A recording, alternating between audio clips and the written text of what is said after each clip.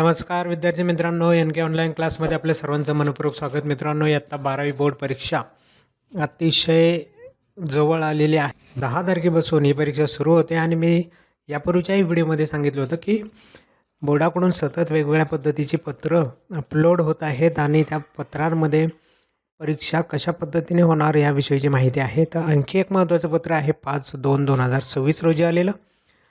या परिपत्रकामध्ये किंवा या पत्रामध्ये काय सांगितलं एकदा पाहून घेऊयात. जिल्हा कॉफीमुक्त अभियानाची अंमलबजावणी करणे संदर्भातलं हे परिपत्रक आहे. पहा, या पत्रकात काय म्हटलं आहे, उपरोक्त संदर्भीय विषयांवे आपणास महाराष्ट्र राज्य कनिष्ठ माध्यमिक व उच्च माध्यमिक मंडळातर्फे उच्च माध्यमिक शालांत प्रमाणपत्र परीक्षा इयत्ता 12वी 10/2 ते 18/3 या कालावधीत आणि 10वीची परीक्षा 20/2 ते 18/3 या कालावधीत होणार आहे. सदर परीक्षेत होणारे गैरप्रकार रोखण्यासाठी कॉफीमुक्त अभियान राबवण्याकरता भरारी पथके व पैठे पथक यांची नियुक्ती केलेली आहे. ही काही विशेष बाब नाही.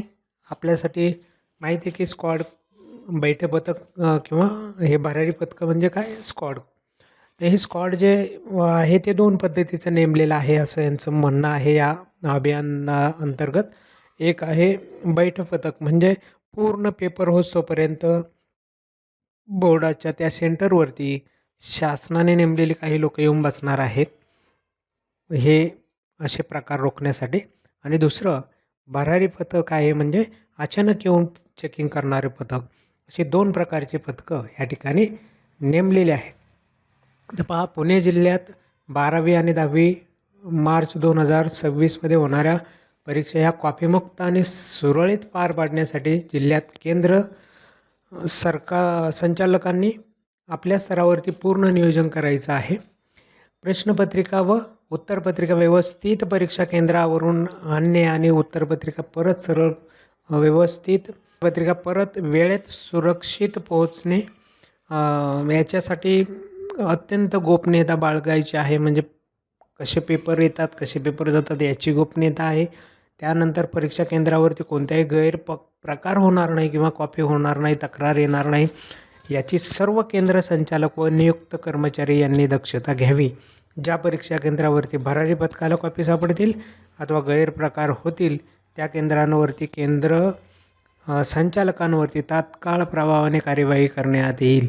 म्हणजे आता जे काही केंद्र संचालक असतो किंवा जे काही इतर लोक असतात, या सगळ्यांच्या बाबतीमध्ये त्यांनी सांगितलं की याच्यावरती कार्यवाही केली जाईल. जे त्या ठिकाणी कर्मचारी आहेत त्या कर्मचाऱ्यांवरती.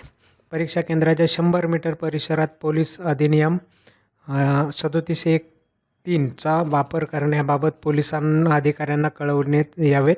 म्हणजे हे पोलीस पण यंत्रणा त्या ठिकाणी त्यावेळेस काम करणार. बाकी ती डिपार्टमेंट कामाला लागलेली आहेत ह्या परीक्षा व्यवस्थित होण्यासाठी. म्हणजे पोलीस यंत्रणा हे त्या ठिकाणी असेल.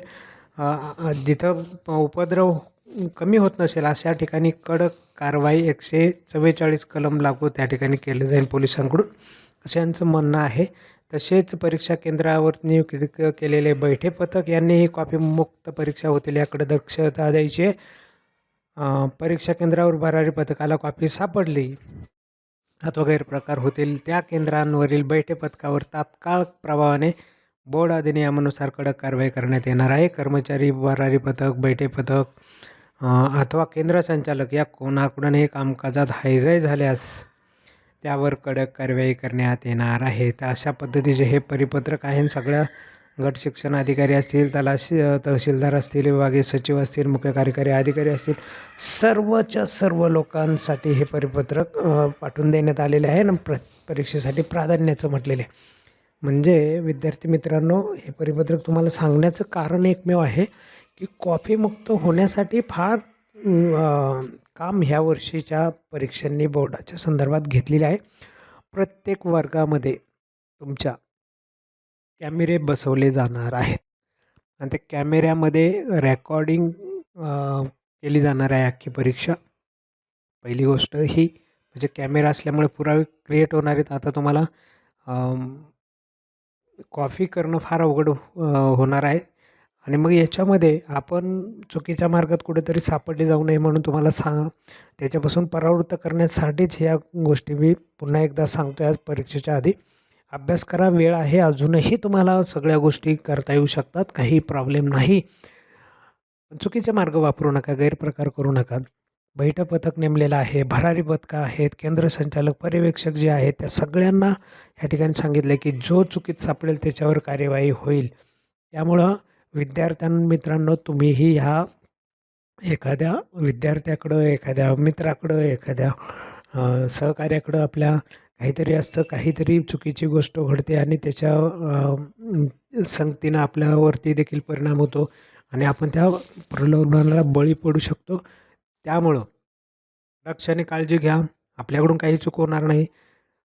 आपण कुठली चूक करणार नाही. परीक्षा कशीही घेऊ द्यात, आपल्याला काही टेन्शन येणार नाही.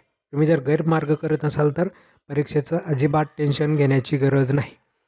पण करायचा असा विचार करत असाल तर तुमच्यासाठी ही सतर्कतेची घंटा आहे. अजिबात कुठल्या गोष्टी तुमच्याकडून होणार नाहीत याची दक्षता घ्या.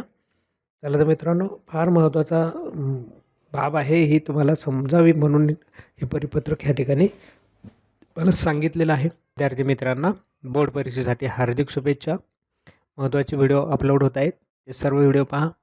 नक्कीच तुम्हाला बोर्ड परीक्षेमध्ये फायदा होईल. एक कॉफी करण्यापेक्षा हे व्हिडिओ पाहिलेले तुम्हाला कधीही बेस्ट असतील मित्रांनो. चला तर मग आजचा व्हिडिओ या ठिकाणी थांबूया. भेटूया पुढच्या नवीन व्हिडिओमध्ये. तोपर्यंत नमस्कार.